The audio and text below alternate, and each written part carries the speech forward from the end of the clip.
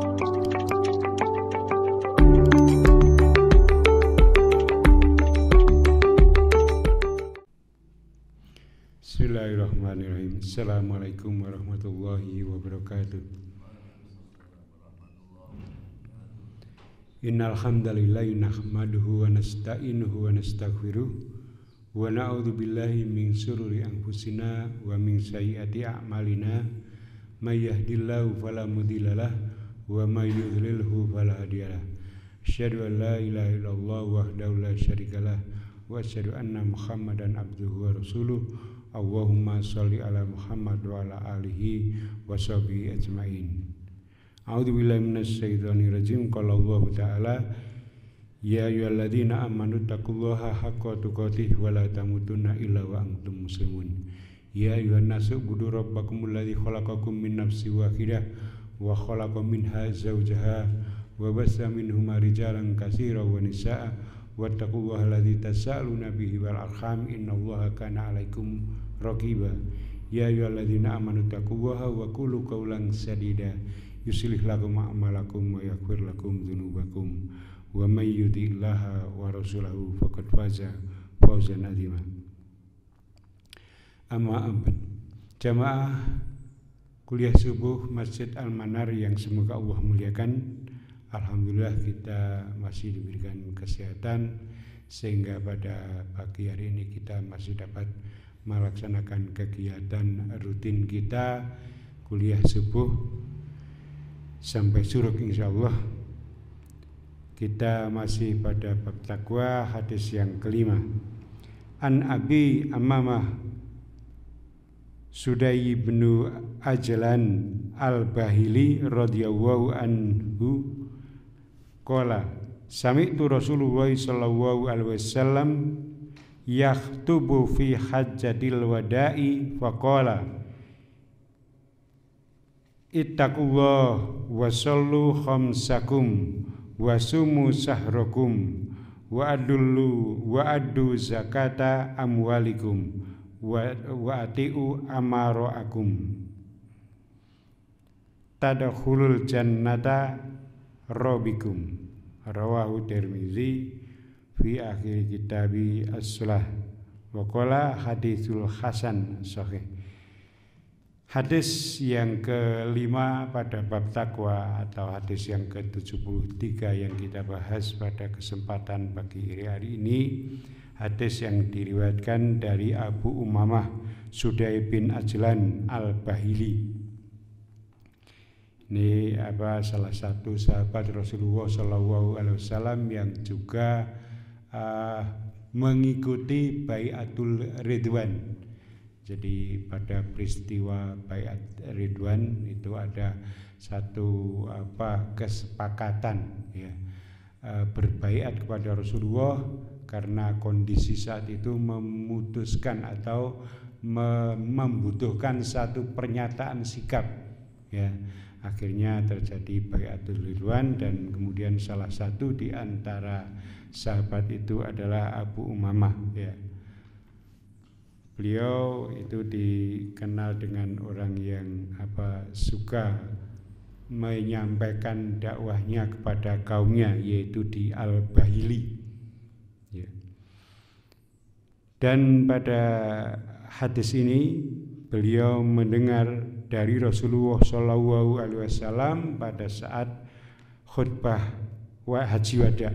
Ini adalah haji pertama dan juga terakhir ya pada 10 Hijriah pada abad ke-10 Hijriah tahun ke-10, karena pada tahun ke-11-nya Rasulullah sudah tidak bisa melaksanakan haji dan ini adalah haji terakhir. Nah, maka pada saat khutbahnya Rasulullah SAW bersabda ittaqullaha wa sallu khamsakum wa sumu sahrakum wa addu zakata amwalikum wa atiu amarakum tadkhulul jannata robikum. Bertakwalah kalian kepada Allah dan dirikanlah sholat 5 waktu. Berpuasalah pada bulan Ramadan, ya bulan kalian yaitu bulan Ramadan. Tunaikanlah zakat terhadap harta kalian dan taatlah pada pemimpin kalian, maka kalian akan masuk surga. Hadis diriwayatkan oleh Tirmidzi dan dinilai sahih oleh Al-Albani dalam As-Sahihah. Ya. Di dalam Haji Wada Rasulullah SAW berkhutbah pada hari Arafah, ya, baginda berkhutbah pada hari Nahar, yaitu hari berkorban, ya, pada syariat ibadah haji, memberi nasihat kepada manusia dan mengingatkan mereka. Dan ini adalah termasuk khutbah-khutbah yang rutin. Jadi ada khutbah-khutbah yang insidental, ada khutbah yang rutin. Di antara yang rutin itu misalnya pada khutbah Jumat, kemudian khutbah pada haji. Nah, ini ada khutbah pada ibadah haji, yaitu pada Haji Wada. Beliau berkhutbah.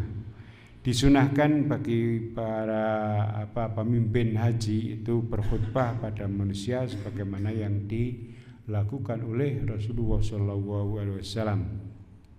Dan di antara kalimat yang beliau sampaikan pada Haji Wada itu ada lima hal. Pesan beliau Sallallahu Alaihi Wasallam, yaitu yang pertama adalah ittaqullaha, kemudian dilanjutkan dengan wasallu khamsakum wasumu sahrakum wa'addu zakata amwalikum wa atiu amarakum tadkhulul jannata rabbikum, yaitu bertakwalah kalian kepada Allah, kemudian dirikanlah sholat yang 5 waktu, berpuasalah pada bulan kalian yaitu Ramadan, tunaikanlah zakat kalian dan taatlah kepada pemimpin kalian, maka bagi kalian adalah surga. Pesan pertama Rasulullah SAW adalah sebagaimana pada bab kita yang sedang kita bahas, yaitu bab takwa, yaitu ittaqullah, wahai manusia, bertakwalah kalian kepada Allah. Siapa Allah itu? Ya Tuhan kalian. Ya.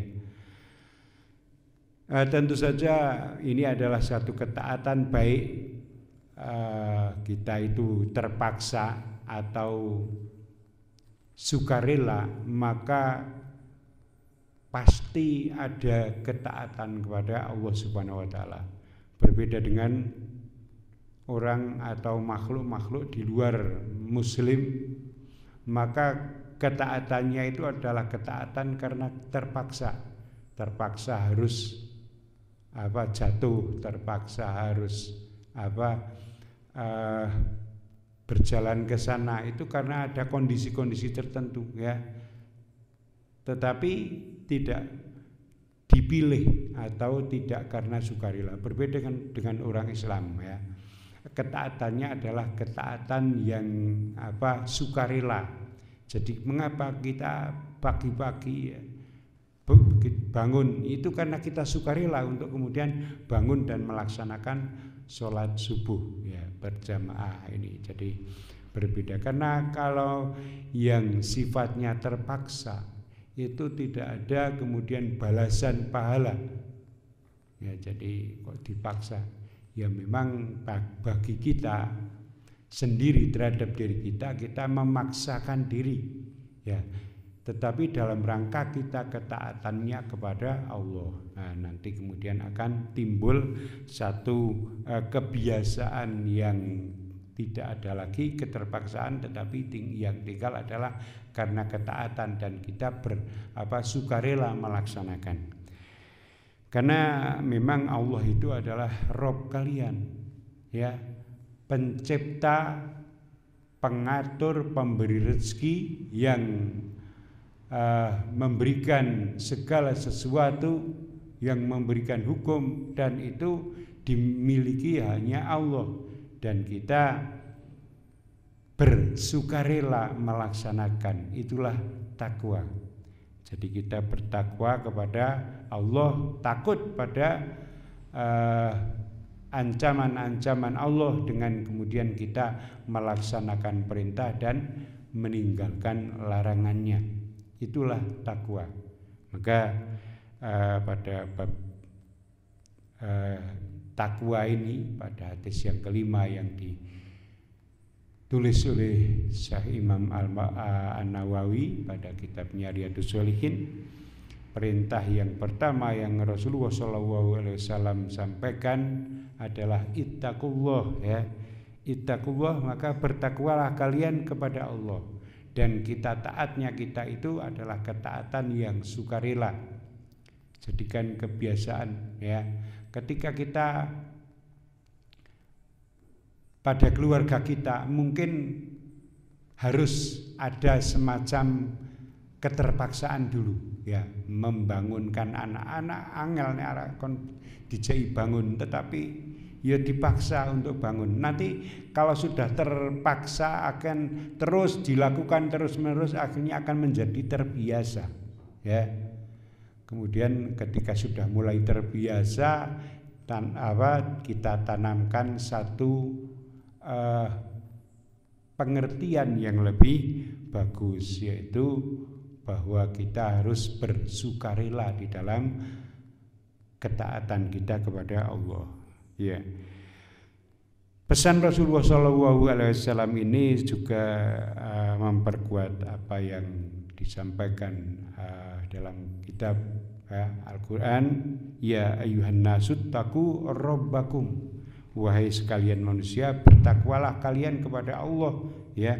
Ya ayyuhalladzina amanu taqu rabbakum, ya ayyuhan nasu taqu rabbakum, wahai sekalian manusia, bertakwalah kalian kepada Tuhanmu. Jadi kepada Allah, ittaqullah, siapa Allah itu? Yaitu Rabb kamu itu yang menciptakan kamu. Maka ada kewajiban kita untuk taat. Mengapa harus taat? Kita kepada pemimpin kita di dalam kegiatan saja itu kita harus taat, ya. Di dalam sebuah pertandingan sepak bola misalnya, ya, ada kapten di dalam lapangan itu harus taat, umpan sana, ya. Atau kemudian terhadap pelatihnya itu ada satu ketaatan untuk bisa mencapai gol, ya, mencapai tujuan yaitu kemenangan.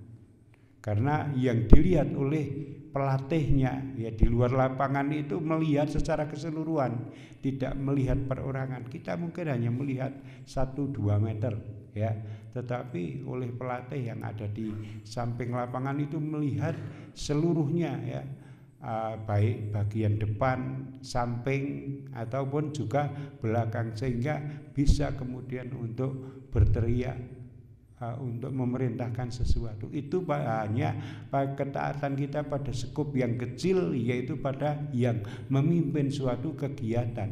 Nah, Allah di dalam Al-Quran itu memerintahkan kita, ya, Allah itu adalah yang menciptakan seluruhnya, kejadian yang dulu, yang sekarang, yang akan datang, baik makhluk yang hidup, yang tidak hidup, ya, kemudian makhluk yang kemudian langsung berpengaruh atau hanya yang sekedar kemudian sebagai pelengkap dari kegiatan-kegiatan yang ada di sekitar kita. Maka pandangan Allah itu adalah pandangan yang lengkap, ya, sehingga kemudian kita harus taat kepadanya, karena Allah yang mengetahui yang awal dan yang akhir, yang zahir dan yang batin, ya.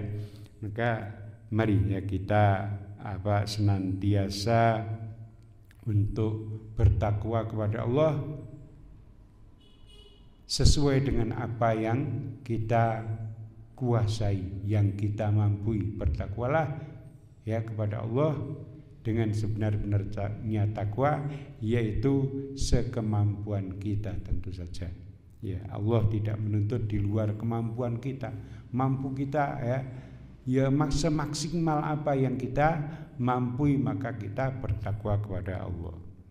Jamaah yang dimuliakan Allah Subhanahu wa taala, Nabi sallallahu alaihi wasallam memerintahkan semua manusia untuk bertakwa kepada Allah, yaitu siapa? Tuhan mereka yang telah menciptakan mereka, yang memberikan nikmat, yang memberikan kesiapan kepada manusia ya tentang melaksanakan perintah Allah. Ketika memerintahkan sesuatu itu sudah mempersiapkan bahwa yang diperintah itu mampu untuk melaksanakannya.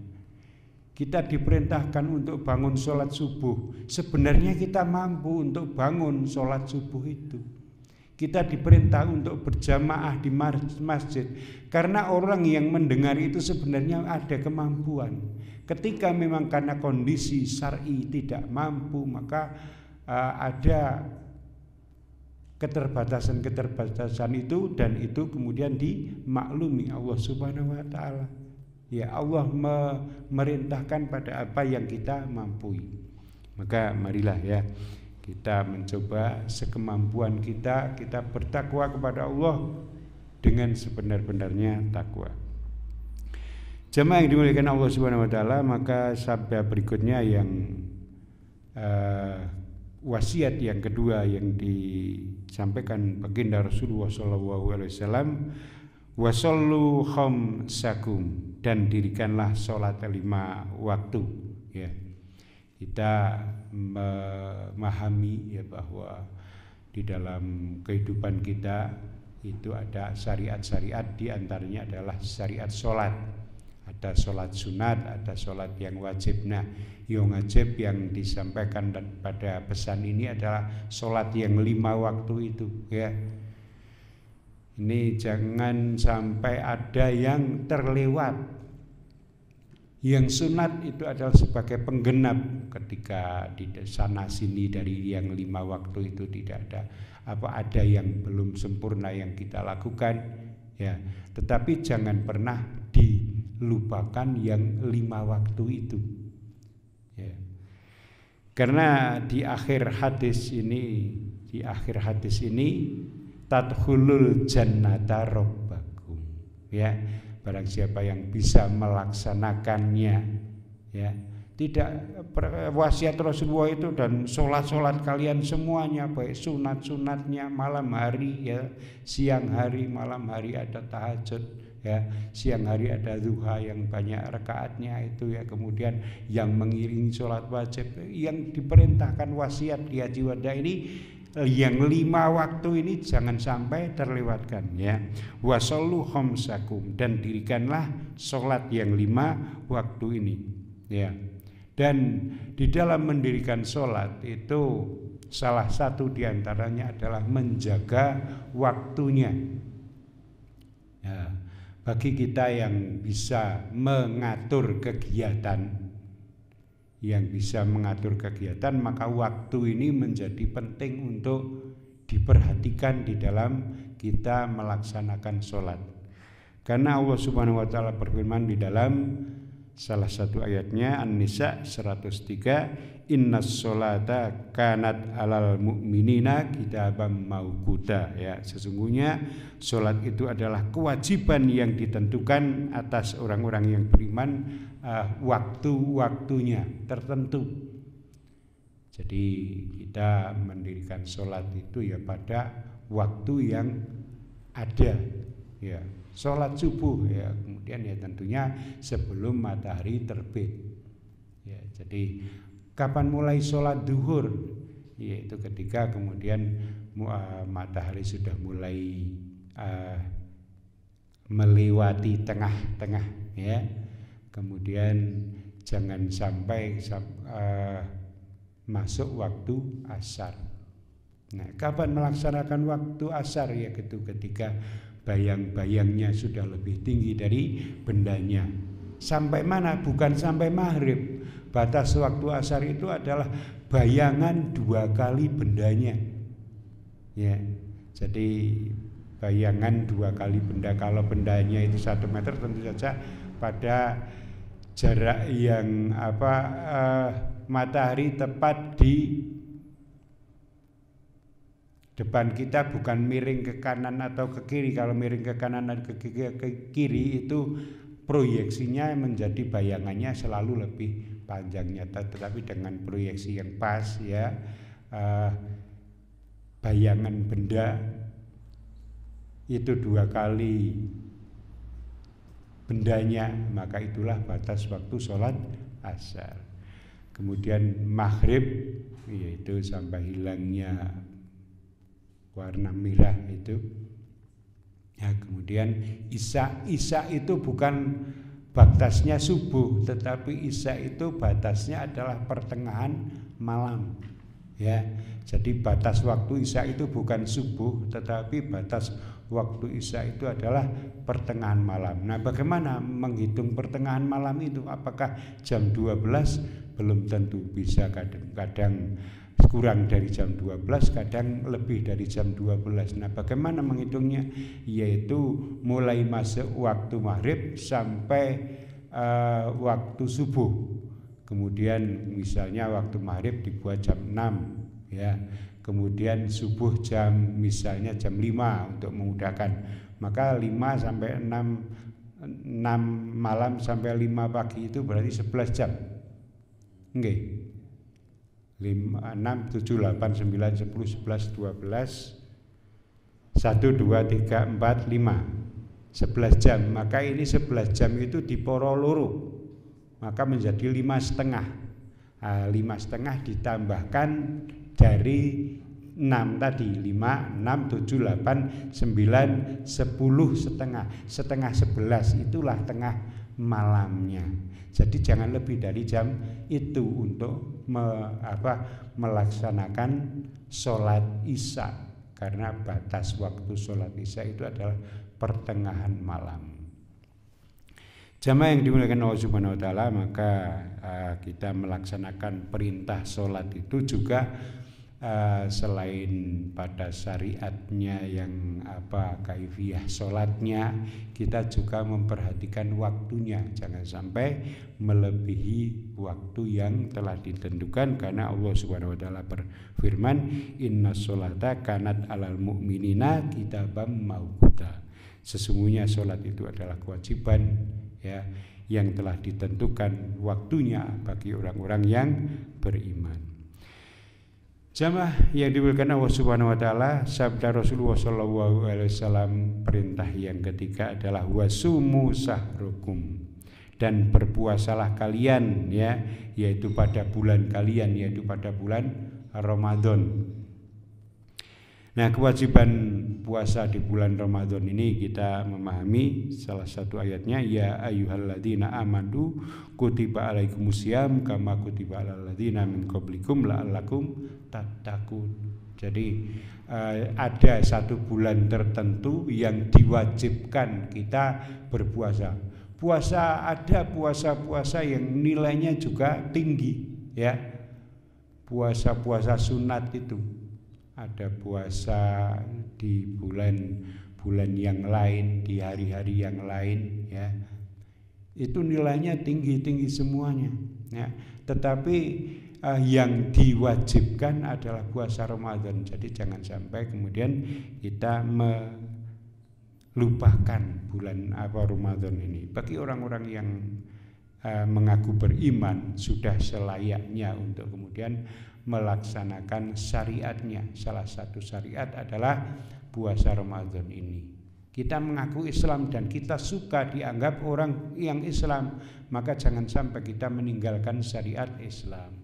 Ya, kalau kita menjumpai pada bulan Ramadan ya, orang-orang yang di pasar itu kelihatannya seenaknya saja makan. Padahal ketika kita mencoba untuk tanya, kamu ke ndak Islam? Ya Islam. Nek dimuni ora Islam dah piye? Yo aku ke Islam kok, aku ora poso. Wah piye ya? Piye ya jawabane itu. Ya, maka mari kita saling mengingatkan bahwa kita jangan hanya pengin labelnya saja, tetapi syariatnya tidak dilakukan. Kalau kita pengen Islam, pengen selamat, ya lakukanlah syariat-syariatnya, ya, sholatnya, puasanya, ya. Termasuk kewajiban zakat. Ya, zakat ini adalah kemudian sabda Rasulullah, ini wasiat yang keempat. Wa'addu zakata amwalikum, dan tunaikanlah zakat harta kalian. Ada zakat-zakat yang wajib ya, ada zakat-zakat yang sunat ya. Zakat yang wajib yaitu ketika sudah mencapai nisab ya, mencapai nisab dan haul, kita wajib melakukan zakat bagi yang sudah mencapainya. Kalau tidak ada satu kewajiban zakat fitrah ya, itu atas jiwa, insya Allah semua memiliki kemampuan untuk melaksanakan zakat ini ya. Jamaah yang dimuliakan Allah Subhanahu wa taala, Allah melalui syariatnya baik di dalam Al-Qur'an maupun Al-Hadis itu sering menyandingkan sholat itu dengan perintah zakat, karena dua-duanya itu saling melengkapi. Ketika sholat itu adalah perbaikan individu ya, perbaikan individu, maka zakat itu adalah bukti dari pribadi yang telah baik, maka kemudian dia menyebarkan kebaikan untuk orang-orang yang membutuhkan berupa zakat ya. Wa aqimus sholata wa atuz zakata warka'u ma'ar rakiin, salah satu firman Allah Subhanahu wa taala di dalam surat Al-Baqarah ya, dirikanlah salat dan tunaikanlah zakat dan rukuklah bersama orang-orang yang rukuk ya. Jemaah yang dimuliakan Allah Subhanahu wa taala, maka perintah-perintah ini merupakan perintah-perintah dasar yang sangat penting yang tercakup di dalam rukun Islam itu, yaitu perintah sholat, perintah puasa, perintah zakat. Kemudian perintah yang berikutnya ya adalah perintah yang kelima di dalam hadis ini, wa atiu amaroakum ya, dan taatlah pada pemimpin kalian.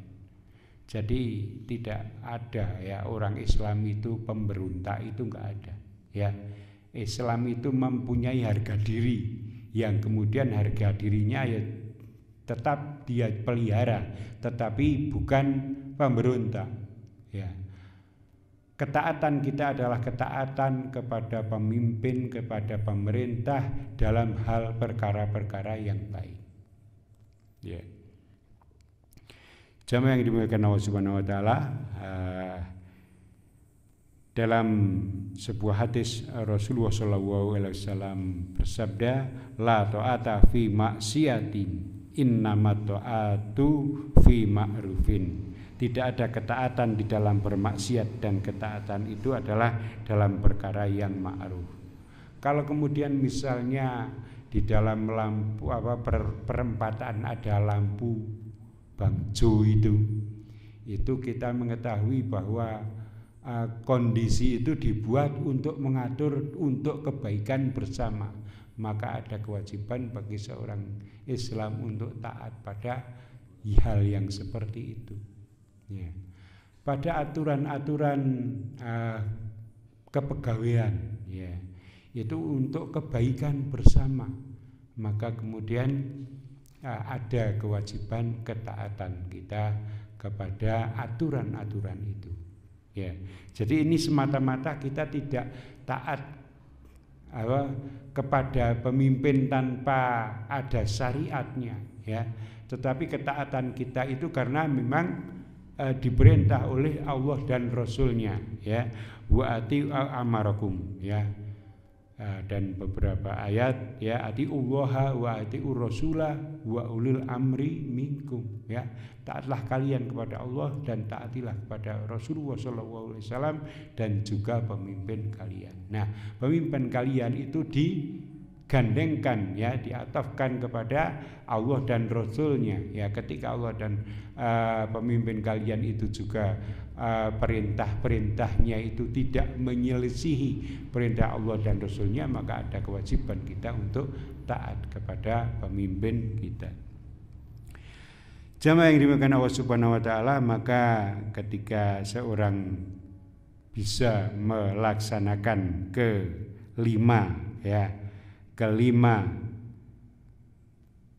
perintah Rasulullah SAW, yaitu ittaqullah, bertakwalah kalian kepada Allah, wasallu khamsatun, dan dirikanlah sholat yang 5 waktu itu, wasumu sahrokum, dan berpuasalah kalian pada bulan kalian yaitu bulan Ramadan, wa addu zakatu amwalikum, zakata amwalikum, dan tunaikanlah zakat dari harta kalian, dan yang kelima wa atiu amaroakum, dan taatlah kepada pemimpin kalian, niscaya akan dimasukkan ke dalam surga sesuai sabda beliau sallallahu alaihi wasallam, tadkhulu jannata rabbikum, ya, maka kalian akan masuk surga, yaitu surga yang disediakan oleh Tuhan kamu. Maka mari ya kita menjadi pribadi muslim yang kemudian menunjukkan sikap baik kepada Allah maupun kepada pemimpin kita, yaitu dengan kepada Allah kita bertakwa kepada Allah, ya, melaksanakan sholat yang 5 waktu ini, kemudian berpuasa pada bulan Ramadan, dan menunaikan zakat kita sebagaimana yang telah Rasulullah SAW ajarkan pada hadis ini, dan juga kita tunjukkan ya ketaatan kita kepada pemimpin kita, dan insya Allah surga telah dijanjikan Allah Subhanahu Wa Taala bagi yang melaksanakan perintah ini. Ini yang bisa kita sampaikan pada kesempatan hari ini. Kurang lebihnya mohon maaf. Kita akhiri. Subhanakallahumma wa bihamdika asyhadu an la ilaha illa anta astaghfiruka wa atubu ilaik. Wassalamualaikum warahmatullahi wabarakatuh.